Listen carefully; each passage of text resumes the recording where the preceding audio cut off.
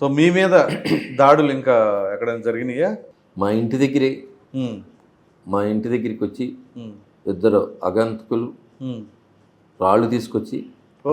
3 కార్లు అద్దాలు పగలగొడతాం. హ్మ్. ఇవన్నిటిని కూడా మేము కేసు పెడతాం. హ్మ్. మా యార్లగడ్డ వెంకటరావు గారి ఆధ్వర్యంలో హ్మ్. ఇవన్నీ కూడా మేము పోలీసు వారికి, కమిషనర్ గారికి, విజయవాడ కమిషనర్ గారి ఆఫీసులో కేసులు పెడతాం. ఇవన్నీ కూడా జరిగింది. సరే, ఇప్పుడు మీరు వల్లభనేని వంశీ గారిని చూశారు, యార్లగడ్డ వెంకట్రావు గారిని చూస్తున్నారు. సో వారిద్దరి మధ్య ఉన్న వ్యత్యాసం ఏంటో ఒకసారి చెప్పండి. మీరు చాలా మంచి క్వశ్చన్ వేశారు. యార్లగడ్డ వెంకటరావు గారు ఈ రోజున వైఎస్ఆర్సీపీలో నుంచి తెలుగుదేశంలోకి వచ్చారు. హ్మ్. అక్కడున్న పరిస్థితులు వాటికి, అట్లాగే ఇక్కడున్న పరిస్థితుల్లో ఆయనకున్న పరిస్థితుల్లో ఆయన వైఎస్ఆర్సీపీలోకి వెళ్ళారు. యార్లగడ్డ వెంకటరావు గారు ఆ పార్టీలో ఉన్నప్పుడు కానీ తెలుగుదేశం కార్యకర్తల మీద కానీ నాయకుల మీద కానీ ఎక్కడా ఒక కేసు పెట్టాల. హ్మ్. అదే ఈయన కోసం మేమందరం ఓకే. నిద్రాహారాలు అన్నీ మానేసి ఈయన్ని గెలిపించాలి అనే దాంతో ఒక తపస్సులాగా చేస్తే ఎంత బాధ్యతగా చేసిన కార్యకర్తలు నాయకుల మీద ఎలాంటి దాడులు చేస్తూ ఉన్నారు.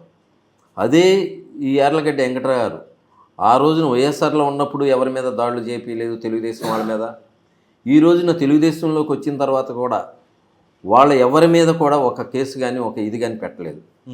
దానికి నిదర్శనం అదే అభిమానంతో అదే పరిస్థితుల్లో వైఎస్ఆర్సీపీలో ఉన్న ముఖ్యమైన నాయకులు కార్యకర్తలు కూడా ఒక వలస వచ్చేసి మొత్తం కూడా ఖాళీ అయిపోతా ఈ నెమట అందరూ కూడా పైన స్థానికి వస్తూ ఉన్నారు. అదే ఒక ఇది. ఇంకా వీరిద్దరికి వ్యత్యాసం ఏంటి అంటే ఇదే ఒక. ఓకే. అయితే ఇప్పుడు రేపిక ఫైనల్గా చెప్పండి, ఎన్నికల్లో ఎంత మెజార్టీతో వెంకట్రావు గారిని గెలిపిస్తారు? మనం తినబోతూ రుసులెందుకు చూడండి.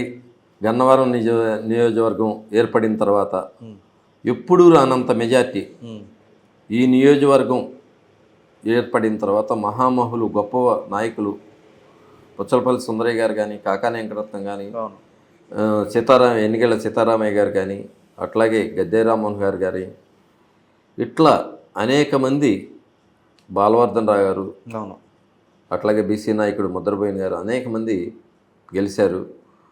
వాళ్ళందరికంటే ఈ నియోజకవర్గం అన్నీ మెజార్టీ తిరగరాస్తుంది మా జిల్లాలోనే అత్యధికంగా. ఎందుకంటే ప్రపంచవ్యాప్తంగా ఈ నియోజకవర్గం చూస్తున్నారు. ఆ ఇదిని తప్పనిసరిగా ప్రజలు ఆ తీర్పు ఇస్తానికి ఎప్పుడెప్పుడా అనే రెడీగా ఉన్నారు. రైట్ అండి. థ్యాంక్ యూ నరసింహరావు గారు. థ్యాంక్ యూ అండి.